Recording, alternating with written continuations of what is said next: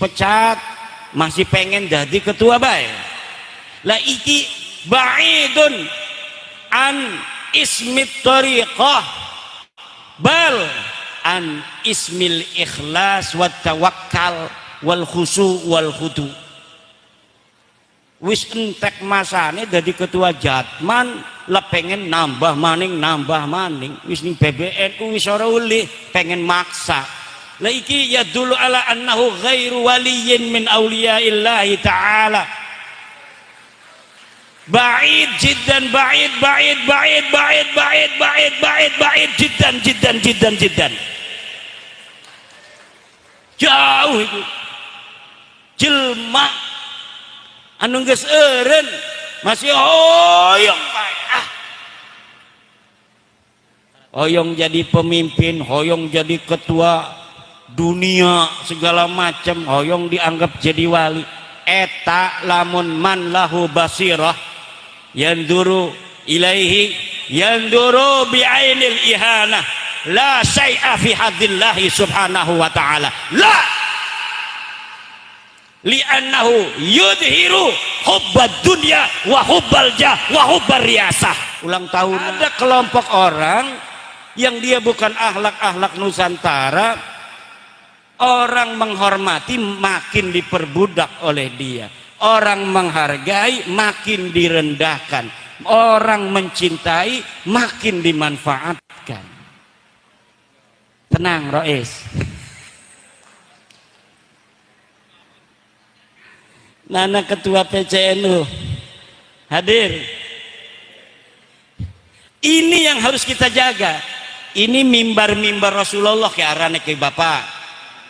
Ki acara-acara ngomong ajaran Rasulullah. Arane mimbar Rasulullah.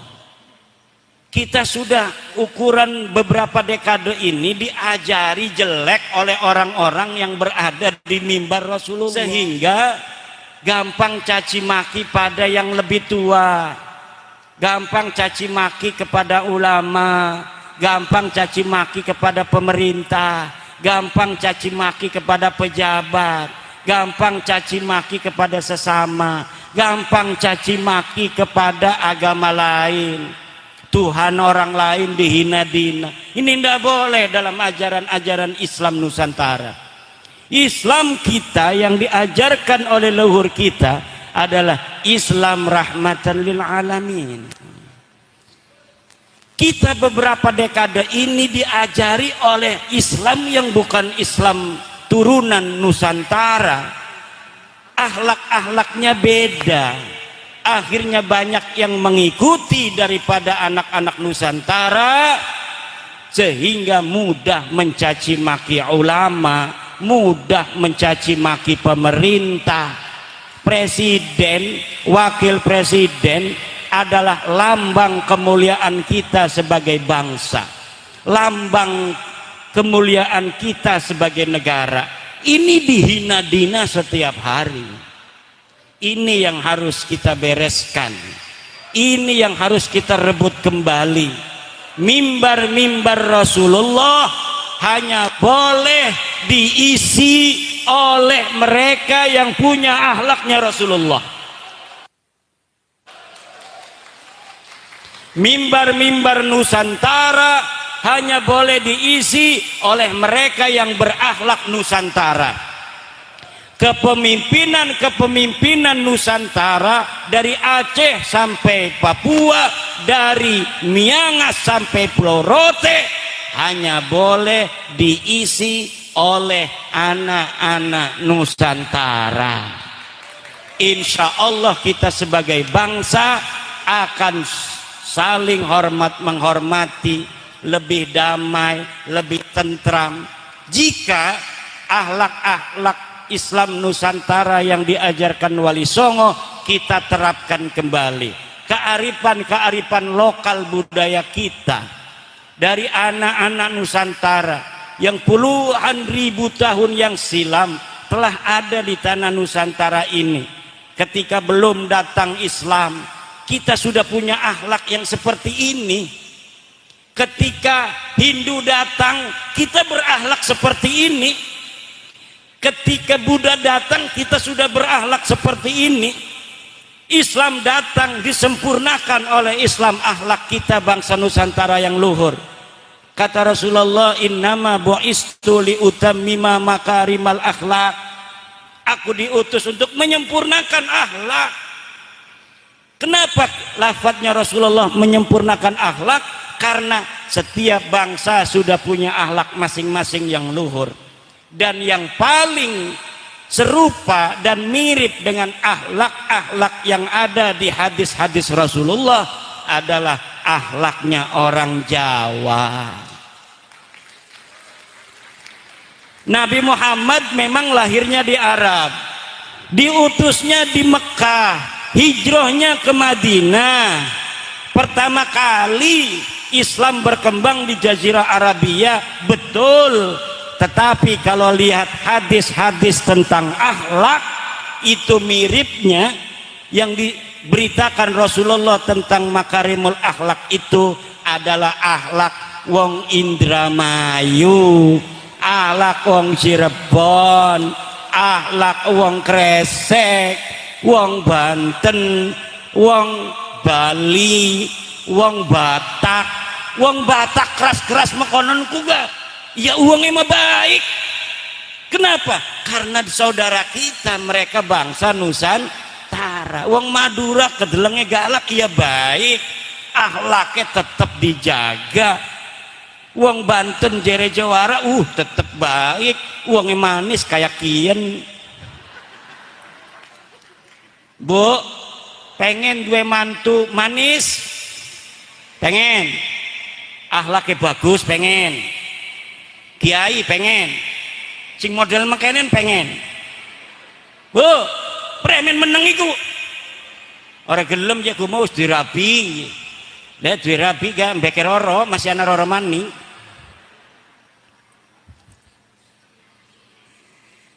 Lah akhlak-akhlak Nusantara ini luhur, saudara. Coba kita dari Aceh, di Aceh aja itu bangsa Aceh itu sukunya macam-macam. Di Sumatera Utara ada Mandailing, ada Batak, sebagainya, banyak. Keragaman bangsa Indonesia yang luar biasa ini jarang perang. Bu, wong Indramayu, wong Jawa, selama Indonesia anak iki durung pernah perang antar suku. Paling perangnya karena politik bengen DITII, itu bukan karena suku. Tapi di negara lain sukunya hanya dua, pandangan keagamaannya hanya dua, Sunni Syiah, perang sampai sekarang.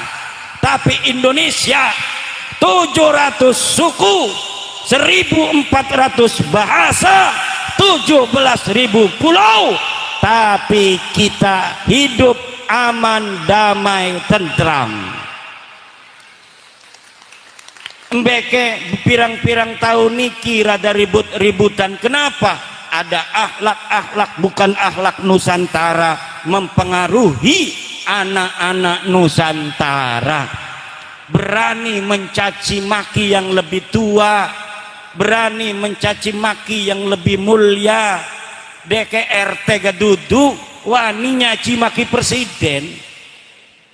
Iki dudu akhlak iki. Ini kan demokrasi, kita harus mengkritik. Demokrasi itu harus ada kritik, betul.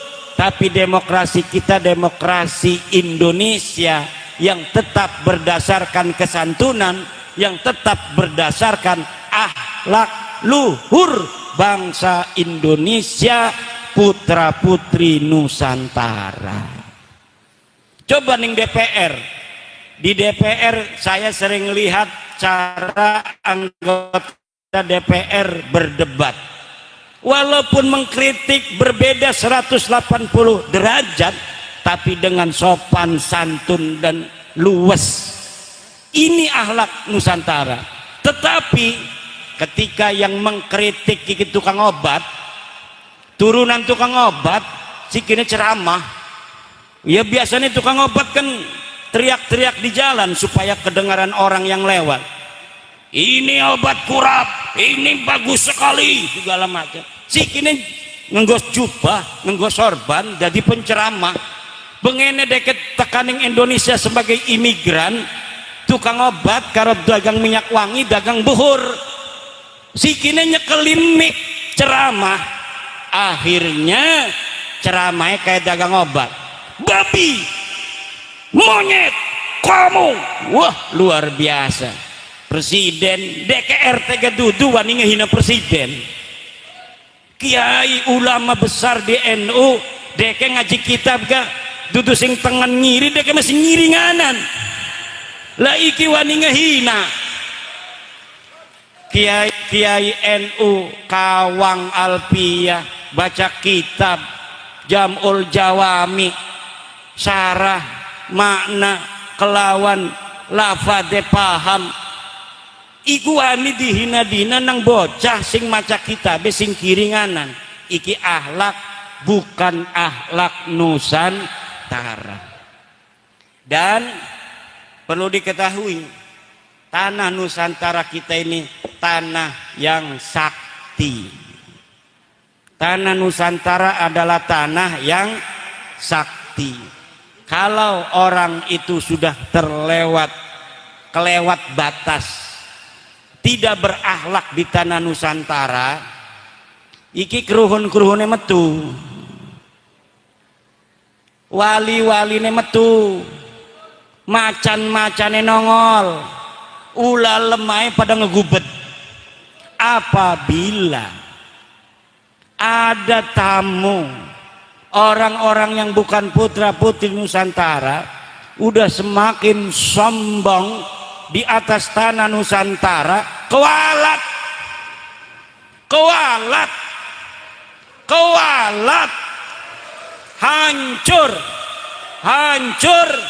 hancur. Apabila dia tidak bertobat kepada Allah dan kepada anak-anak Nusantara. Ibu bapak hadirin ma'asyiral muslimin rahimakumullah. Nah iki haul ki akhlak Nusantara. Kita Islam lakaning Al-Qur'an hawilu misalnya ngahola sira kabeh. Tidak ada itu. Atau di hadis man hawala abahu au syekhahu faqad bari aminan nar. Enggak ada. Tapi kenapa kemudian ada acara haul? Ini salah satu akhlak Nusantara. Cuma sedikit rebut ngakuni haul itu dari Yaman, tahlil itu dari Yaman, pahlawan itu dari Yaman. Lah kita kebagiannya apa? Sunan Gunung Jati dari Yaman. Weh, Sunan Gunung Jati ku ibune ku ningono ku Nyai Rara Santang ku. Ngita betan. Lain nyaman bremen abai sing Mekah ka. Abai sing Mekah Syarif Abdullah ana ning bukune ga dudu sing Yaman. Napa dia ngomong aku nih Syarif Hidayatullah nyaman? Apa maksudnya? Maksudnya mah supaya hebat ku negara kita. Lari hebat memerana besirem balik merana. Kita mah baldatun thayyibatun wa rabbun ghafur baldati Indonesia biladi anta unwanul fakhama kullu mayyatika yauman tamikhan yalqahi mama. Siapa saja di negeriku ini yang dia datang mau sombong-sombongan, dia datang mau merendahkan anak-anak bangsa Indonesia, yalqahi mama, dia akan hancur. Mayyatika yauman yalqahi mama. Siapa orang yang berani datang kemari dengan penuh kesombongan, merendahkan anak-anak negeri Indonesia, putra putri Nusantara, yalqahi mama, dia akan mendapatkan kerendahan, kehinaan, dan kehancuran. Berdoa kepada Allah agar negara kesatuan Republik Indonesia ini bisa kita pertahankan sampai hari kiamat. Wallahul muwaffiqu ila aqwamit thoriqin. Wassalamualaikum warahmatullahi wabarakatuh.